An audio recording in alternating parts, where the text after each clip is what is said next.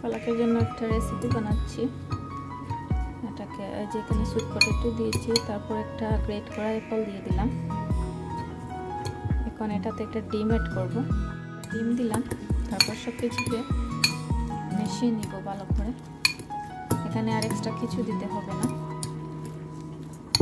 Pan বসিয়ে দিয়েছি, olive oil দিয়ে দিব।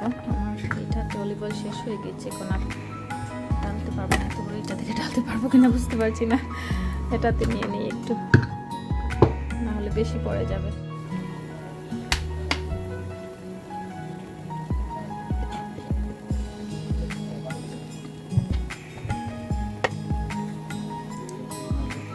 যে পানি শুকিয়ে গেছে, হালকা একটু অলিভ অয়েল দিয়ে দিব। একটু দিয়ে লাগলে করে দেওয়া যাবে।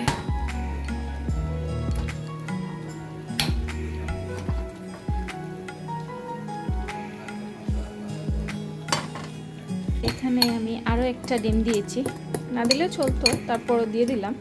মনে হচ্ছিল যে আলু আর আপেল একটু বেশি হয়ে গেছে, তো একটু মানে এভাবে লুজ রেখেছি আর কি। একটা ডিম দিয়েও চাইলে করা যায়। আমি এভাবে প্যানে দিয়ে দিয়েছি একটা চামচ দিয়ে আর কি, একটু একটু করে এখানে। তারপর উল্টে নিব। এই যে রেডি আমার ফালাকের জন্য আজকে লাঞ্চ। আসো ফালাক, বিসমিল্লাহ ভাইয়া খাও। দেখো সানিয়াম নি নাম নাম।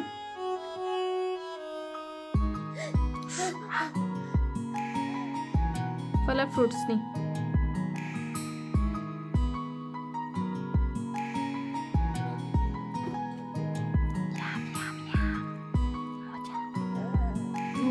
গরম নি। আচ্ছা তো ওয়েট করো, একটু ঠান্ডা। মামি হেল্প করি, ওকে? ভিতরটা একটু ঠান্ডা করবা।